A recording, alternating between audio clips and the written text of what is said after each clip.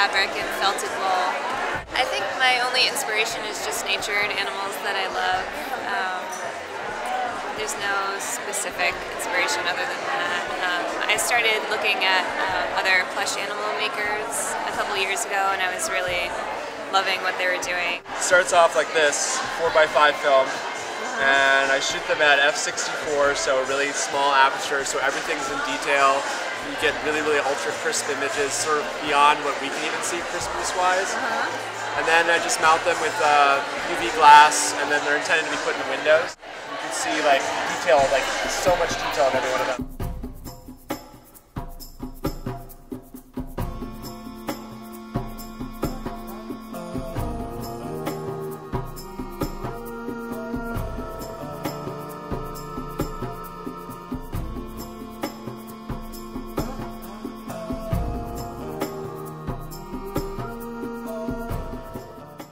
My name is Donna Cassis, and I'm a painter and jewelry designer. I create glass enamel jewelry, and these are all my original drawings and designs. They're fired on copper, and they're printed and hand painted for multiple firings, some from 6 to 10 firings per piece depending on the design, so they're very special. Small works are pieces that I've made from my love of typography. I just take designs that I like. Sometimes I manipulate the type to create the look that I'm going for. After I get the boxes or the business card holders to a certain point of finish, then I lay down the inlaid letters on top, and then I remove the material behind the letters by setting the depth with a Dremel. It takes about 11 coats of varnish to cover the inlay, and then do a polish to finish it off.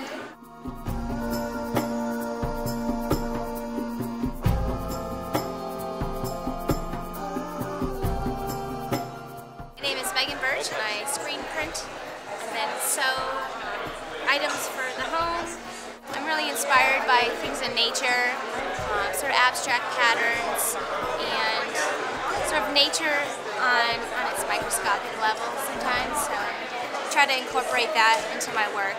Some of my favorite items are my folded felt bowls because they store flat, but they also, it's kind of like you don't expect that something fabric could be a container, so. This is Happy Owl Glassworks, and it's all 100% handcrafted work. Mostly the design and inspiration is from my wife Tracy, but it's a husband-wife team. It's all 100% fused glass, so we use a glass enamel and then create from her original illustrations. We print that onto the glass and fuse it at about 1600 degrees. So you have a permanent, one-of-a-kind creation.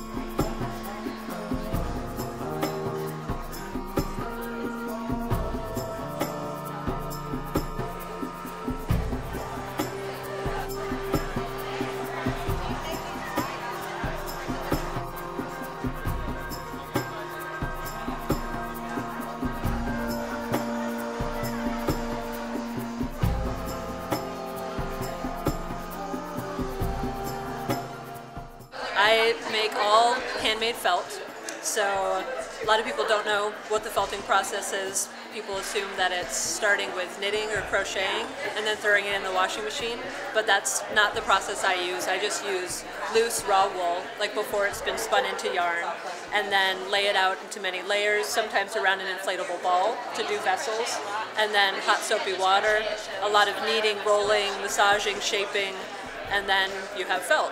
It's all intertwined, so all the fibers are intertwined, so it holds its shape, and very sturdy, unbreakable, unbeatable, and yeah, mostly merino wools, some local wools when I can find them. It's my way of recycling, and it's also sort of my homage to books, because I've loved them all my life, and I read them as I go along.